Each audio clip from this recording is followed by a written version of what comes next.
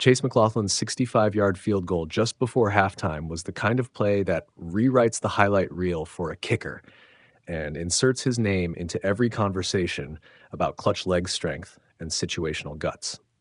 It was a career-long, a Buccaneers franchise record, and, per NFL research, the longest outdoor field goal in league history, a single yard short of the all-time mark set in 2021. Even though Tampa Bay ultimately lost 31-25 to the Eagles, that kick wasn't just a consolation. It was a statement that deserves unpacking on multiple levels: technical, tactical, roster-wise, and cultural. First, the raw difficulty. A 65-yard attempt is not long in the everyday sense. It's a different sport. From pregame warm-ups to the snap-to-kick choreography, every tiny variable is magnified. The snap has to be perfect, the hold immaculate, the kicker's plant foot rock solid, and the strike pure. At that distance, the margin for error is microscopic. A few inches of heel contact or a degree off on launch angle, and the ball is a return. Conditions matter enormously. The article highlights this was an outdoor record. Outdoor kicks contend with wind direction, humidity, and even turf surface inconsistencies. That McLaughlin launched it between the uprights with room to spare, on a 4th and 4 no less, and with Baker Mayfield having taken 2 incompletions immediately prior, speaks volumes about his leg strength and the coaching staff's trust in him. Context matters too. This wasn't a PR-friendly situation with 3 minutes left and the game on the line. It came at the end of the first half after the Bucs had been punched around by Philadelphia. Teams sometimes go for a momentum play there. A long field goal can be a high-risk, high-reward attempt to salvage points when a touchdown is out of reach.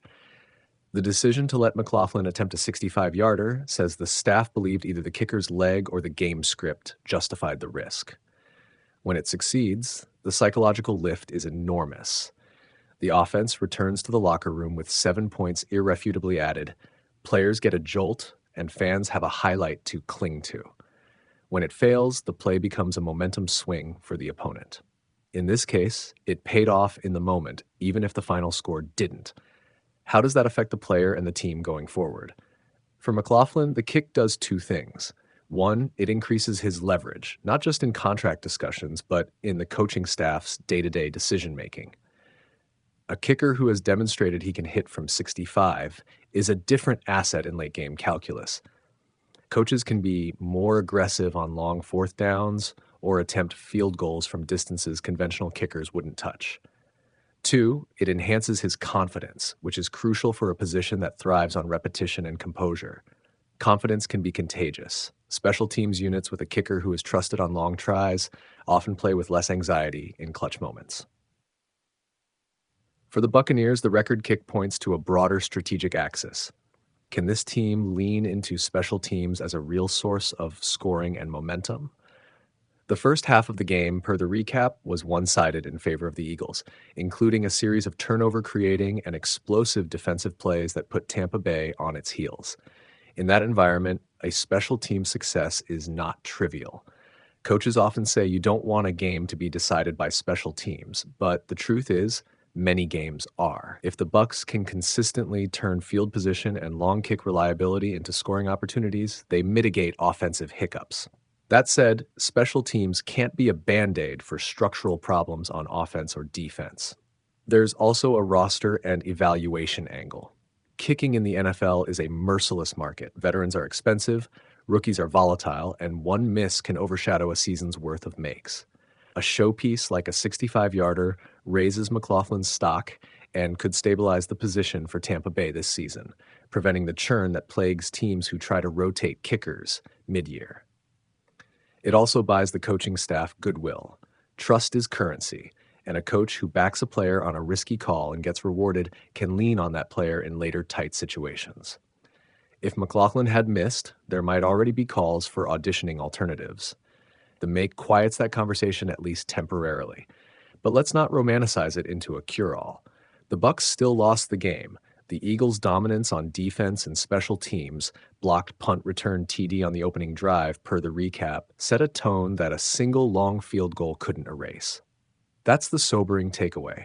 Highlight plays are important, but football is a 60-minute sum of decisions. McLaughlin's kick will sit as a glorious footnote if the team doesn't correct the deficiencies that allowed the Eagles to impose themselves early and consistently. There is also a narrative/psychology piece. In an era when every clip is replayed ad nauseum on social media, extraordinary individual feats carry double life. They energize fan bases and also become cultural capital. For Buccaneers fans, this kick may become a rallying memory in a tough season stretch. For McLaughlin, it can become his signature, the go-to highlight that defines perception among casuals and executives alike. That said, athletes and teams must be careful not to rely on single moments to define identity. The Bucs' season arc will be judged on consistent execution across units, not just on spectacular outliers. A final technical note. Long kicks like this often invite conversation about future play design and risk management. Coaches and analysts will study the tape. Was the offense conservative because they trusted the kicker? Did the defense give up the field too easily, allowing a situation in which a 65-yard attempt was the smart play? Could the earlier offensive possessions have been managed to avoid such a dicey call? Those are the micro adjustments that separate a team that had a kicker from one that has a complete plan. In practical terms, here's what to watch next. If McLaughlin keeps hitting from long range, expect the Buccaneers to be more aggressive on fourth downs in opponent territory, to attempt longer field goals in windy or marginal conditions, and to use special teams to tilt field position consistently. Conversely, if this kick remains an outlier and misses creep back in, the coaching staff will have to reassess whether the risk-reward balance was worth it. For McLaughlin personally, the key will be following the splash with routine reliability, make the 35 to 45 yarders, nail kickoffs, and stay mentally locked in. The league will always remember a special moment, but contracts and job security are earned on the steady, unglamorous makes that decide games week in and week out. In the end, McLaughlin's 65-yarder is a thrilling, technically brilliant, and culturally resonant play. It didn't change the scoreboard enough on its own to swing the final result, but it did what great single plays do.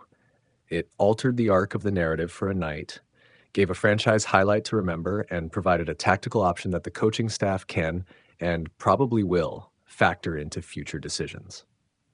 For a kicker, that's a lot of impact for a single swing of the leg. Chase McLaughlin turned a rough night into a highlight reel moment for the Tampa Bay Buccaneers, even if it wasn't enough to change the final score. With time expiring in the first half of Sunday's 31-25 loss to the Philadelphia Eagles, McLaughlin drilled a 65-yard field goal that not only set a new career and franchise mark, but according to NFL research, became the longest outdoor field goal in league history. It came with room to spare and was the kind of kick you'll see replayed for years, a genuine spectacle in a game that otherwise belonged to the Eagles. Tampa Bay's day started poorly. The Eagles flipped the script immediately with a blocked punt returned for a touchdown on Philadelphia's opening drive, a sequence that put the Bucs on their heels early. Later in the half, after Tampa Bay stalled on 4th and 4 and settled for a decision to attempt the long field goal, McLaughlin showed why leg strength and composure matter.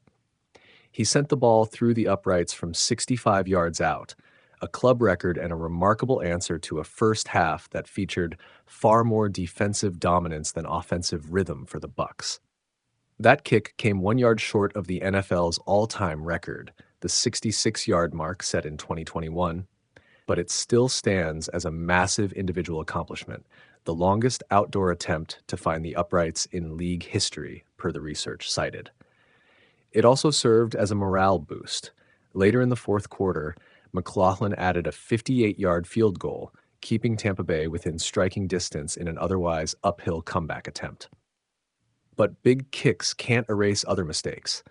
Philadelphia's defense continued to make life difficult in the second half.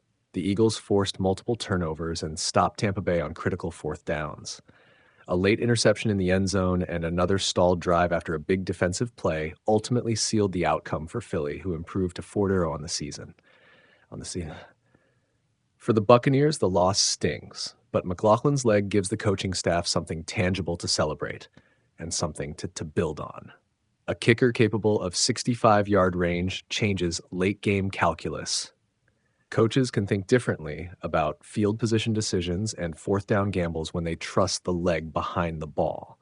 Context matters too. Kicking a 65-yarder on an NFL field is never just about distance. It's about trajectory, timing, snap hold chemistry, and cold nerves. McLaughlin hit every piece of that puzzle in one of the most dramatic moments of the weekend. Even in defeat, he provided the type of headline-making performance that both players and fans will remember long after the scoreboard is filed away.